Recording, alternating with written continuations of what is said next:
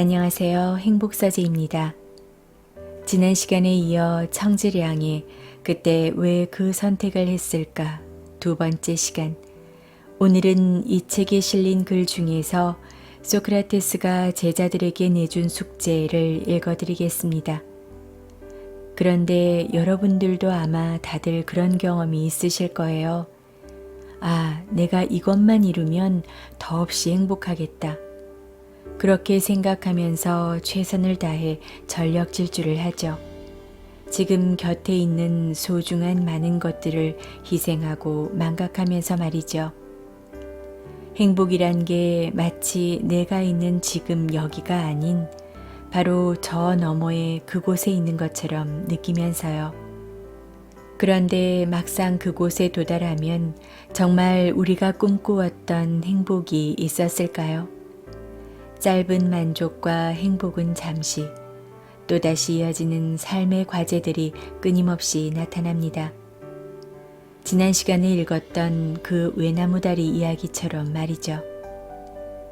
자, 그럼 소크라테스가 제자들에게 과연 어떤 숙제를 내주었는지, 그리고 그걸 통해 인생에 대해 어떤 지혜를 전해주는지 함께 들어가 보겠습니다.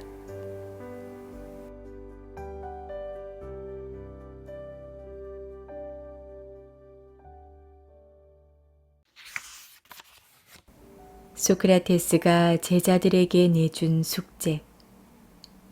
소크라테스는 어느 날 제자들을 밀밭으로 데리고 가서 가장 알이 큰 이삭을 찾아오라고 했다. 다만 밀밭에서는 앞으로 전진만 할 수 있을 뿐 후진은 안 되며 이삭은 한 번만 딸 수 있다는 조건을 붙였다. 제자들은 스승의 말씀에 따라 가장 큰 이삭을 찾으러 밀밭에 들어갔다. 제자들은 상당히 큰 이삭을 발견해도 좀 더 가다 보면 이보다 더 큰 게 있을 거야. 더 큰 이삭을 딸 기회를 놓칠 순 없지 라고 생각하면서 계속 앞으로 나아갔다.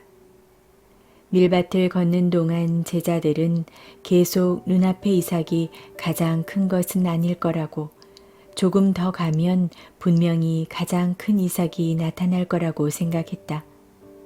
하지만 밀밭의 끝에 도착할 때까지 가장 큰 이삭은 찾지 못했고 끝내 빈손으로 돌아올 수밖에 없었다. 누구든 인생을 되돌릴 수는 없다. 우리가 더 행복한 삶을 찾아 헤매는 것은 밀밭에서 가장 알이 큰 이삭을 찾으려는 것과 마찬가지로 헛수고로 끝날 것이다. 우리가 가장 큰 이삭을 찾을 수 없듯 가장 행복한 삶이나 더 즐거운 삶은 찾을 수 없기 때문이다. 가장 큰 이삭이나 더 큰 이삭이 나타날 거라고 생각하는 것은 현재 우리 눈앞의 이삭이 충분히 크지 않다고 인정하는 것과 같다. 그러므로 더 큰 것을 찾으려면 먼저 눈앞에 있는 것이 충분히 크지 않고 충분히 만족스럽지 않다고 인정해야 한다. 이는 사람들이 자주 하는 행동이다. 사람들은 지금 자신이 바라던 삶을 살고 있지 않다고 생각하면서 장차 더 행복해지고 더 성공하며 더 부유해질 거라고 믿기 때문에 언제나 더 큰 행복, 더 큰 성공을 갈망한다. 우리의 삶이 가장 크거나 더 큰, 가장 많거나 더 많은, 가장 좋거나 더 좋은 개념에 빠지면 우리는 더 큰 즐거움과 더 큰 행복의 기준이 무엇인지 모르기 때문에 끝내 길을 잃고 말 것이다. 현재 가지고 있는 차보다 얼마나 더 좋아야 하며 현재 연봉보다 얼마나 더 높아야 하고 현재 집보다 얼마나 더 커야 할까? 이는 구체적인 기준이 없는 모호한 개념일 뿐이다. 단지 어떤 대상과 비교해서 더 크거나 더 좋다고 판단할 수밖에 없으며 일반적으로 우리는 현재 가지고 있는 것과 비교해서 더 크고 더 좋은지 여부를 판단한다. 설령 얼마나 더 큰 집에 살면서 얼마나 더 높은 연봉을 받으면 우리가 더 행복해질 수 있는지 안다고 하더라도 더 크고 더 많고 더 좋은 같은 개념 때문에 현재 우리의 삶이 무자비하게 부정되기 때문에 우리는 길을 잃고 만다. 우리의 삶이 부정되는 순간 눈앞의 삶을 더 이상 누릴 수 없게 되며 우리의 삶이 힘들고 고통스럽게 바뀔 것이다. 더 크다는 개념은 비교의 결과로 현재 우리가 갖고 있는 것을 다른 사람과 비교한 후에 생기는 개념이다. 우리가 이렇게 비교할 경우 현재 자신이 갖고 있는 것을 무시하게 되고 지금 우리가 살고 있는 실질적인 삶을 무시하게 된다. 베이징에서 일하고 있는 70대 노인에게 나이도 많은데 왜 타지에 와서 일하고 있는지 물어보았다. 그는 고향에 있는 집을 새로 짓기 위해 그런다고 말했다. 그래서 또 물었다.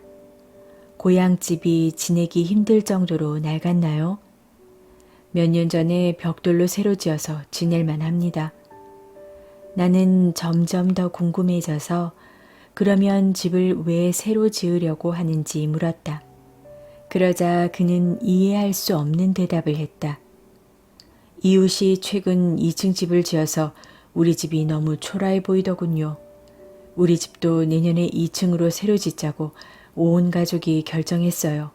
그래서 지금 열심히 돈을 벌고 있는 거라오. 이 노인은 지은 지 몇 년 안 된 자신의 집을 이웃집과 비교하면서 부정했고 이웃의 집처럼 2층 집으로 만들려고 한다. 우리는 이렇게 자신보다 더 크고 더 좋은 것을 더 많이 갖고 있는 사람들을 끊임없이 발견한다. 결국 더 크고 더 좋은 것은 영원히 가질 수 없게 된다. 그러므로 우리가 더 행복한 삶을 추구하는 것은 밑빠진 독에 물을 붓는 것과 마찬가지다. 우리는 무한히 반복적으로 자신의 삶이 마음에 들지 않는다고 느끼면서도 더 나은 삶을 살지 못하므로 삶이 늘 불만족스럽고 힘들고 고통스러울 것이다. 우리는 언제든지 남과 비교할 수 있지만 결국 원하는 것을 얻지 못할 것이다. 현재의 삶이 가치 있는지 없는지, 우리가 삶을 잘 살 수 있는지 없는지가 중요한 것이 아니다. 우리는 삶을 반드시 살아내야 하므로 어떻게 하면 좋은 삶을 살 수 있을지 고민하고 실천하는 게 중요하다. 우리는 생활 속에서 즐거움과 행복을 얻을 수 있다. 이를 위해 우리는 원하는 것과 필요한 것을 구분해야 하며 자신에게 정말로 필요한 것이 무엇인지 알아야 한다. 필요한 것은 나 자신의 진정한 필요성이고 원하는 것은 자아의식의 욕구이다. 나에게 진정으로 필요한 것이 무엇인지 알아야만 자기 자신을 잃지 않는다. 나에게 진정으로 필요한 것이 무엇인지 모를 때 타인과 비교하게 되고 타인의 삶의 방식이 더 좋다고 느끼면서 자기 자신을 잃어버리게 된다. 우리가 남보다 더 나은 삶을 살아야 하는 것이 아니고 여기저기 기웃거리며 특정한 삶의 방식을 추구해야 하는 것도 아니다. 나에게 진정으로 필요한 것이 무엇인지 깨달아야만 눈앞의 삶을 소중히 여기며 향유할 수 있다. 인생은 0과 1의 게임과 같아서 0의 소수점 뒤에 아무리 숫자가 많더라도 1을 이길 수 없다. 다시 말해 우리가 현실 세계에서 지금 이 순간의 삶을 내실 있게 살지 않으면 머릿속으로 아무리 아름다운 삶을 꿈꿔봐야 의미가 없다. 현재를 살고 남과 비교하지 말고 자신이 성실히 살고 있는 실질적인 삶을 소중히 여기는 법을 배워야 한다.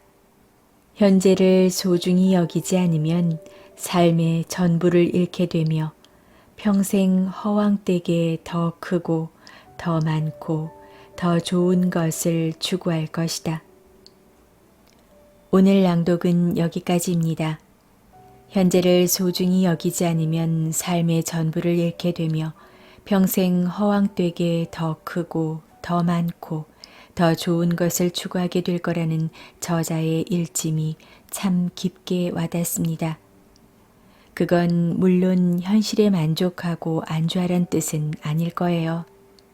지금 이 순간 내가 머무는 현재 삶의 소중함을 깨닫는 지혜로운 우리가 되었으면 좋겠습니다. 그래야 과거에 대한 후회로 쌓여가는 삶을 살지 않게 될 테니까요. 오늘도 함께 해주셔서 감사합니다. 지금까지 행복사제였습니다.